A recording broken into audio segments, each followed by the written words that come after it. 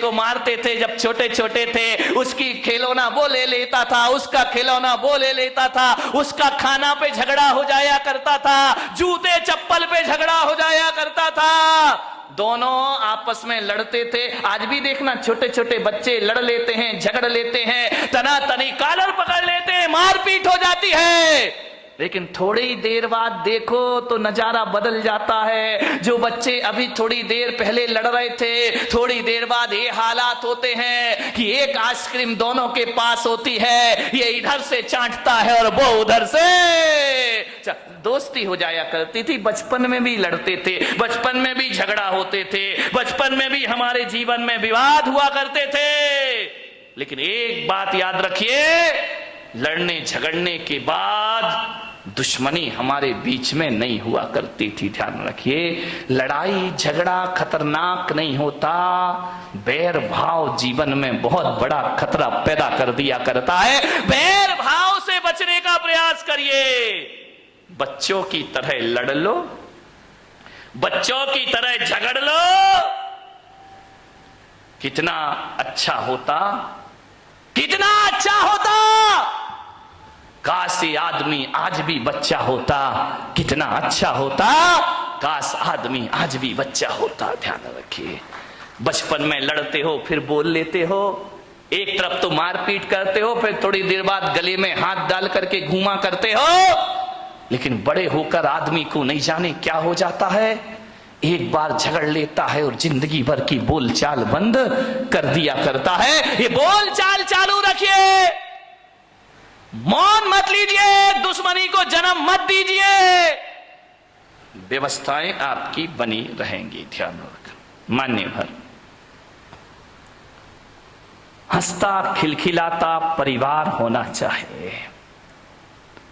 हंसोगे, खिलखिलाओगे, क्रोध पैदा नहीं होगा। ध्यान, दो ही चीज हो सकती है जिंदगी में, या तो हंस लो या गुस्सा कर लो। ध्यान रखना, जब गुस्सा करते हो तो हंसी गायब हो जाती है, और जब आदमी चेहरे पर मुस्कुराहट और हंसी लाता है तो क्रोध गायब हो जाया करता है। दोनों एक साथ कभी नहीं रहा करते हैं। ऐसा कभी आपने नहीं देखा होगा कि क्रोध में, गुस्से में किसी का मुंह भी फूला है और हंस भी रहा हो, मुस्कुरा रहा हो। दोनों काम एक साथ कभी नहीं हुआ करते हैं। इसलिए मैं आपसे कह रहा हूं कि क्रोध की जगह हंसता खिलखिलाता मुस्कुराता जीवन होना चाहिए। जितने आनंद में रहोगे उतना क्रोध आपसे दूर रहेगा। मेरे कमरे में लोग हंसते रहते हैं, आवाज आती रहती, हंसी मजाक की आती रहती है। बोले महाराज आप संत हैं, आपका कमरा बड़ा सीरियस होना चाहिए, बड़ा गंभीर होना चाहिए। मैं बहुत कोशिश करता हूं गंभीर हो जाऊं, गंभीर हो जाऊं, लेकिन क्या करूं, मेरा स्वभाव मुझे गंभीर नहीं होने दिया करता है। हंसता हूं, मजाक करता हूं, व्यंग करता हूं, आदमी से बातें कर, बच्चा आए तो उससे हंस लेता हूं, बूढ़ा आए तो उससे हंस लेता हूं, महिलाएं आती उनसे हंस लेता हूं। ध्यान रखना, जहां तक मेरी सोच है, अब इस दुनिया को उदास, गंभीर और सीरियस संतों की जरूरत नहीं है।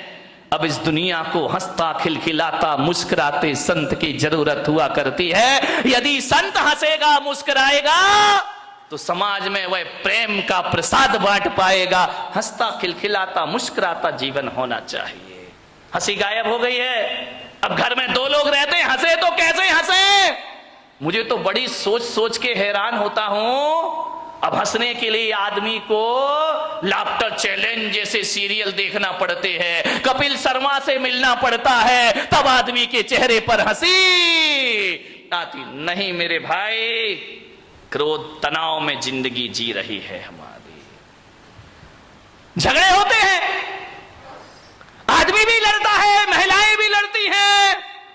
फर्क इतना होता है, आदमी इस कान से सुनता है और इस कान से निकाल देता है। महिलाएं ऐसा नहीं करती, महिलाएं तो बहुत होशियार हैं, इस कान से सुनती हैं। आदमी इधर से सुनेगा, इधर निकाल देगा, लेकिन महिलाएं जो हुआ करती हैं इधर से सुन के इधर नहीं निकालती हैं, वो दोनों कान से सुनती हैं और मुंह से निकाल दिया करती हैं। ये दोनों कानों से, इधर से भी सुनेंगी, इधर से भी सुनेंगी, और मुंह से।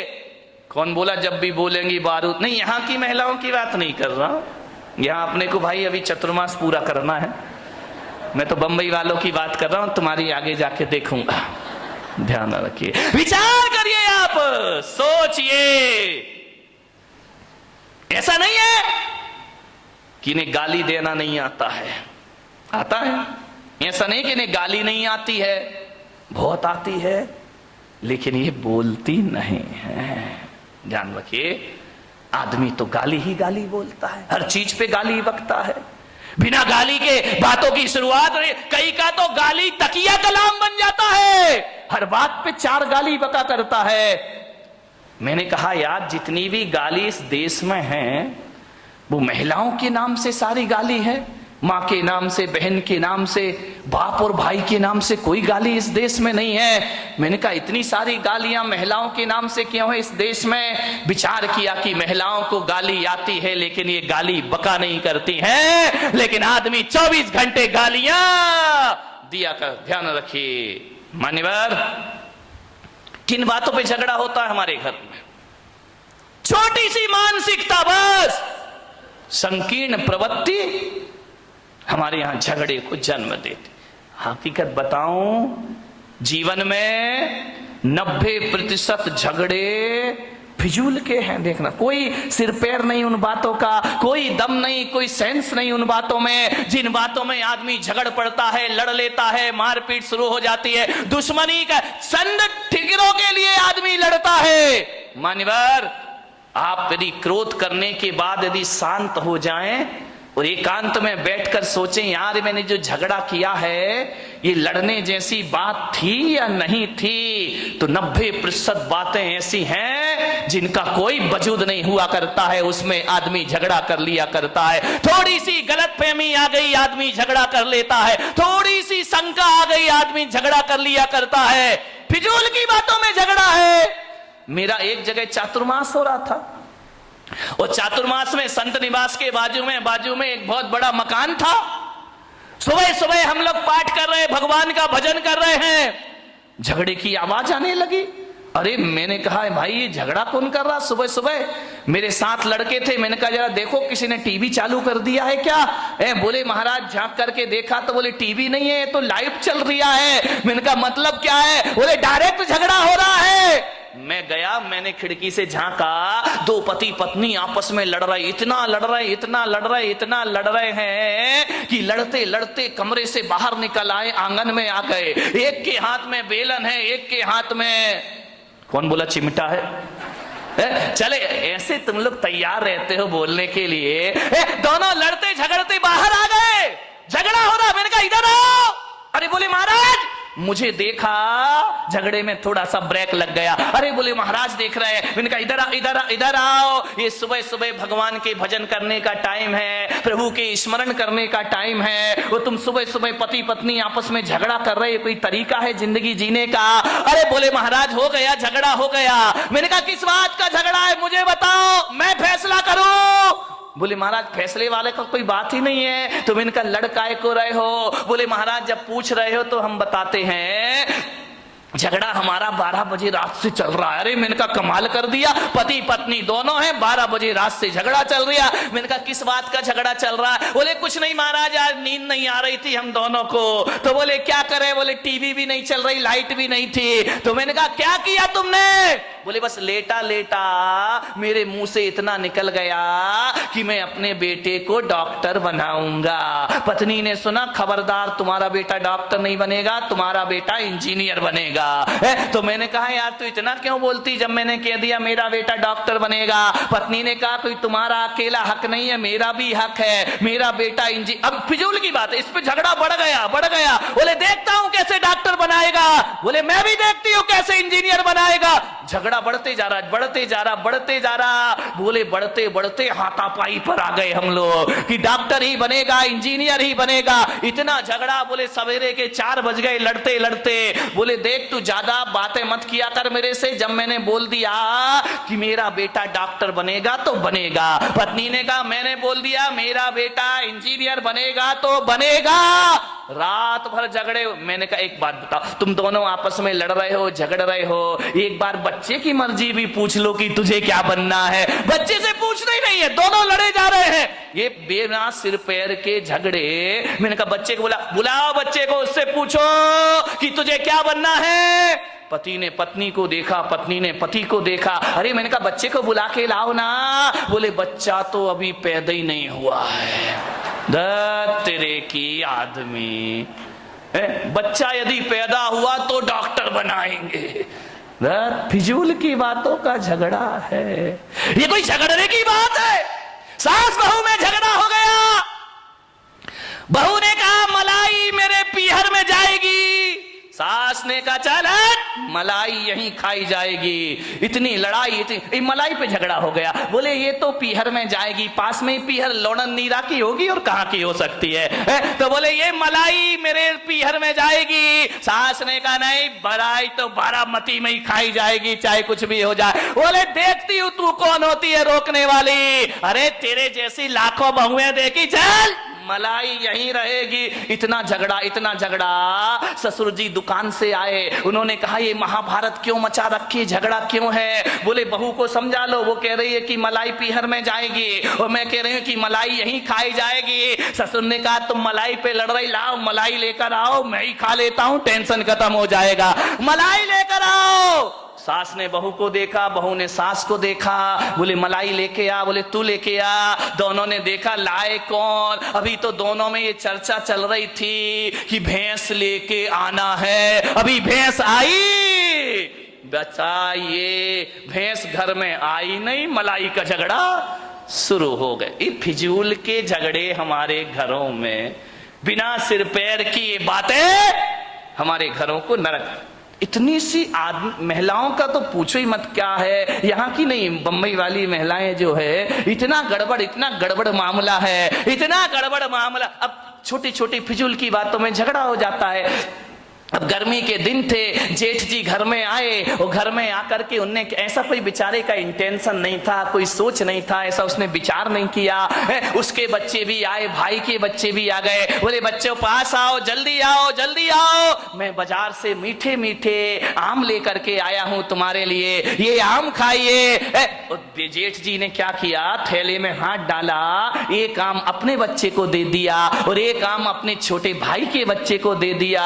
वहां खड़ी खड़ी देवरानी देख रही है, बहू रानी देख रही है, अच्छा अच्छा अपने बच्चे को भी आम, मेरे बच्चे को भी आम। लेकिन ये जेठ जी भरते तो बहुत पक्षपात है, ये जेठ सही नहीं है। एक आदमी बड़ा दुखी हो गया, शादी कर ली, पति पत्नी है, भगवान के पास पहुंचा, जाकर भगवान को प्रणाम किया, भोलेनाथ से बोला कि महादेव कोई मन्नत दे दो। महादेव ने कहा मांग, क्या मन्नत मांगता है? बोले बाबा इतना परेशान हो गया हूं, इतना परेशान हो गया हूं, अब एक ही मन्नत मांगता हूं, मुझे शादीशुदा से कुंवारा कर दो वापिस। भोलेनाथ ने देखा, शादीशुदा से फिर से कुंवारा कर दूं वापिस। भोलेनाथ ने कहा निकल यहां से बाहर। अरे बोले बाबा ये कैसी बात है कि आप मुझे बाहर निकाल रहे हो, मेरी मन्नत पूरी करो। भोलेनाथ ने कहा कि मैं मन्नत तो पूरी कर लूंगा, लेकिन पागल है तू, मन्नत नहीं तू जन्नत मांग रहा है, जन्नत में तुझे शादीशुदा को कुंवारा कर दो, ये मन्नत नहीं, ये जन्नत की डिमांड हुआ। ध्यान रखना, तुम्हारा घर जन्नत बन सकता है, इसमें कोई भी डाउट नहीं है। थोड़ी सी समझदारी अपने अंदर रखिए, समझदारी आ गई तो घर को जन्नत बनने में ज्यादा देर नहीं लगा करती है। ध्यान रखिए। मान्यवर आपसे निवेदन है, बड़ा परिवार था, सुखी था, आज छोटा परिवार है, दुखी है, एक ही बेटा है। अब बोलो भाई साहब प्रवचन में क्यों नहीं आते? क्या करे महाराज, दुकान जाना पड़ता है, दुकान खोलना पड़ता है, बेटे को बिठा, बेटा पूना में पड़ता है। अब बताओ, अब आपका एक ही लड़का, मुझे तो अपना भविष्य खतरे में दिखाई देता, तुम्हारा दिखाई दे या नहीं दे, आपका एक ही बेटा है। मैं बच्चे को ये नहीं कह सकता तू सन्यास ले ले, बच्चे को मैं ये नहीं कहता तू दीक्षा ले ले। अब किसे सन्यास देंगे? तुम्हारा सहारा तो एक ही है। पहले 4 बच्चे होते थे, 5 बच्चे होते थे, एक बच्चा दुकान संभाल लेता था, पिताजी समाज संभाल लिया करते थे, कोई मंदिर संभाल लिया करता था। अब तो हमारे यहाँ संभालने वाला कोई नहीं, अब तो घर नौकरों के हवाले हमारे हो गए हैं और दुकान जो हो गई है वह पार्टनरशिप में चला करती है। घर के बच्चे ही नहीं है, बहुत बड़ी बड़ी फैक्ट्री बन जाती है। और बच्चा अमेरिका में जाके पढ़ता है, वापिस लौट के नहीं आता, बाप बेचारा यहां रोता है, इस करोड़ों की फैक्ट्री का उत्तराधिकारी कौन हो। समस्याएं बहुत ज्यादा हो गई हैं एकल परिवार से। संयुक्त परिवार सुखी परिवार, ध्यान रखिए।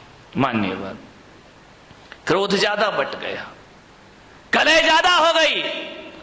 अब लड़ने की तो आदमी की आदत है। अब घर में यदि कोई मेंबर ही नहीं है, एक ही बचा, तो झगड़ा तो फिर उसी से होगा, ध्यान रखिए।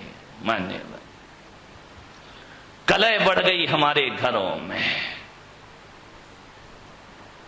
ऐसे बात करते हैं किसी से जैसे उस पर कोई एहसान कर रहे हो, जवाब नहीं दिए जाते हैं। हालात ये हो गए हैं कि पति बेचारा थका हारा घर पहुंचता है, आवाज लगाता है कि सुनती है, एक गिलास पानी लाके दे दे, प्यास लगी है बहुत।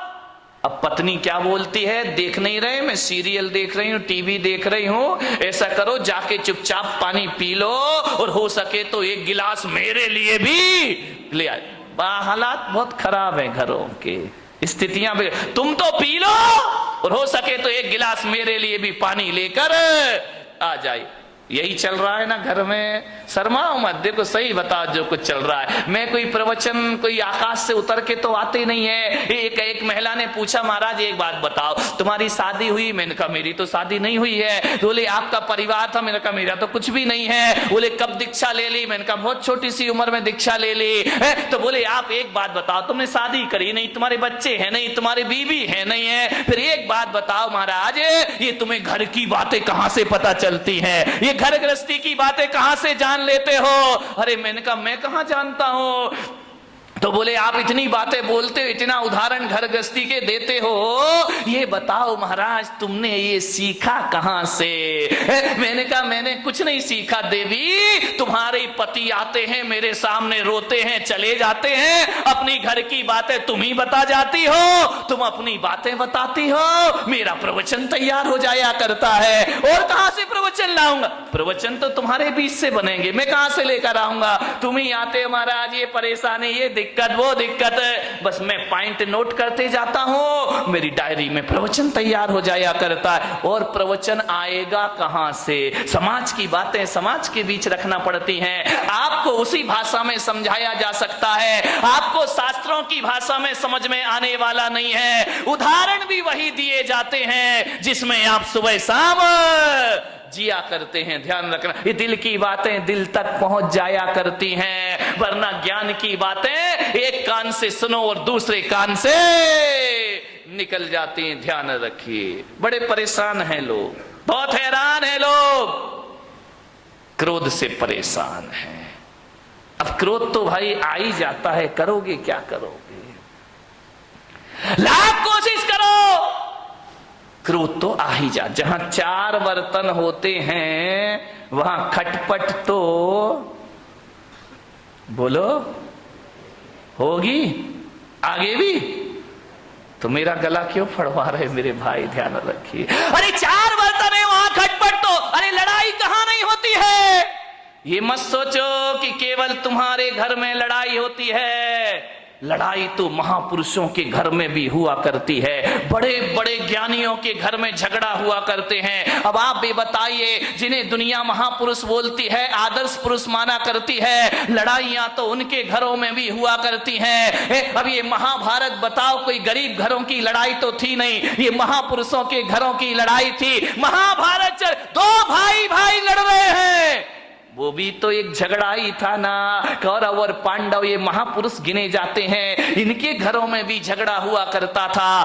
रामायण में सिंहासन को लेकर के झगड़ा हो गया, राम के घर में भी झगड़े होते हैं, दुर्योधन के घर में झगड़े हुआ करते हैं, युधिष्ठिर के घर में झगड़े हुआ करते हैं। झगड़ा कहां नहीं होता मेरे भाई? भरत बाहुबली का ये झगड़ा नहीं तो क्या था? ये भी तो एक झगड़ा था। ये मोक्षगामी लोग, ये सम्यक दृष्टि लोग, यहां इनके घरों में भी झगड़े होते थे। और बड़े आदमियों के घरों में भी झगड़े होते हैं। मुकेश अंबानी, अनिल अंबानी, ये झगड़ा नहीं तो क्या पेस्टीज रगड़ा है, विचार करिए। झगड़ा तो इनके घर में अभी प्रमोद महाजन, प्रवीण महाजन, झगड़े तो इनके भी घर में हुआ करते हैं। ऐसा कोई नहीं है जिसके घर में बारामती के घरों के बारे में मुझे नहीं मालूम है, यहाँ झगड़े हैं या नहीं है। होशियार मत बनो कि हमारे यहाँ झगड़े नहीं है, घर घर की कहानी है। इसलिए तो महिला देखती हैं कहानी घर घर। विचार करी, सास भी कब हुई? नहीं, वो बहू थी बेचारी, पहले भी बहू थी और आज भी बहू है। वो सास बनने का मौका ही कहां मिला है उसको। ये हालात है हमारे घरों में, लड़ाई है, झगड़े हैं, विवाद है। महापुरुषों के घरों में भी झगड़े होते थे, आपके घर में भी झगड़े होंगे। लेकिन एक बात मेरी आपसे निवेदन है बड़ी विनम्रता के साथ, कि झगड़े तो सब घर में होते हैं, तू मैं हो जाती है, एक दूसरे के अहंकार को चोट पहुंच जाती है। लेकिन मैं आपसे एक निवेदन करूंगा, लड़ लेना, झगड़ लेना, जितना लड़ना हो लड़ो, जितना झगड़ना है झगड़ लो, लेकिन बारामती वालों बोल चाल बंद मत करिए। लड़ाई हो जाए, कुछ कह दिया, डांट दिया, फटकार दिया, कुछ बोल दिया, बोल चाल बंद यदि आप कर देंगे तो सुलह के सारे रास्ते बंद हो जाएंगे हमेशा को। लड़ लीजिए, झगड़ लीजिए, लेकिन शाम होने से पहले बोल चाल जरूर कर लीजिए। तुम्हारा क्रोध तुम्हारे लिए दुखदाई नहीं बन सकता है, तुम्हारा झगड़ा तुम्हारे लिए दुखदाई नहीं बन सकता है। अरे बचपन में भी तो लड़ते थे।